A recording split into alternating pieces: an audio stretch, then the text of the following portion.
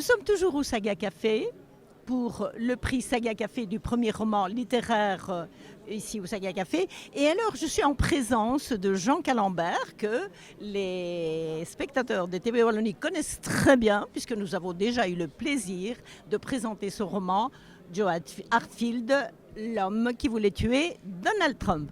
Bonjour Jean. Bonjour Marie-Jeanne. J'étais très heureuse d'apprendre que ton roman Joe Hartfield, l'homme qui voulait tuer Donald Trump, a été sélectionné et finaliste ici du prix Saga Café à Liège. Alors, Jean, tu n'as pas été vraiment en finale, mais moi je suis heureuse quand même d'annoncer à nos lecteurs ton deuxième roman, Jean. Tu peux nous dire le titre et en quelques mots, de quoi s'agit-il? Oui, le titre c'est Le mal-aimé et disons, je me suis basé sur un certain nombre de principes par rapport au premier, qui était très foisonnant, qui était très créatif avec beaucoup de choses. Et je me suis dit, j'ai besoin de prendre moins de personnages, j'ai besoin, disons, d'avoir une période qui n'est plus 60 ans, mais qui est une période de 10 ou 15 ans.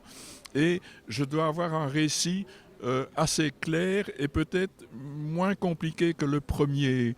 Et je me suis basé sur un fait divers qui m'avait frappé à l'époque. C'était la femme d'un des meilleurs amis de mes parents s'était suicidée. Elle avait disparu, on l'avait retrouvée dans une malle.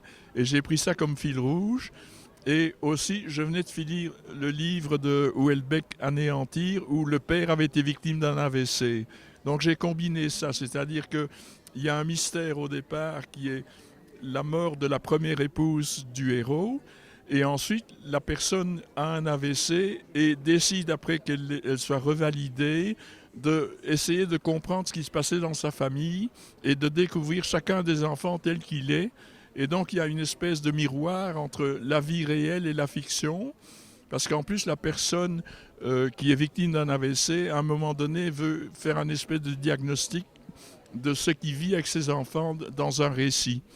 Et donc, il y a toujours en miroir, disons, la personne, comment elle voit la fiction.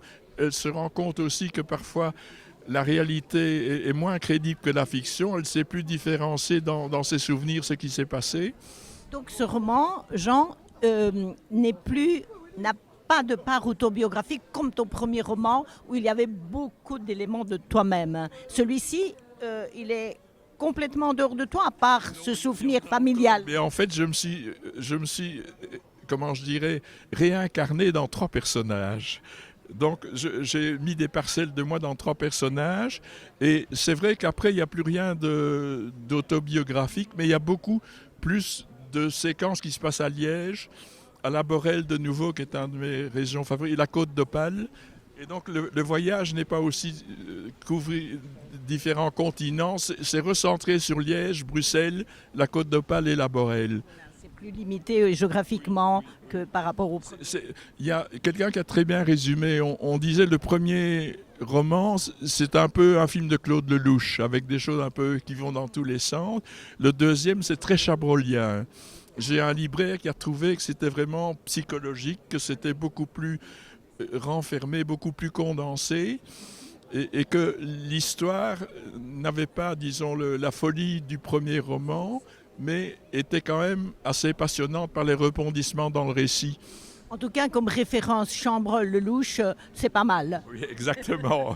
Comme toi, comme TV Wallonie, c'est pas mal non plus. Hein, merci Jean, TV Wallonie est toujours présente.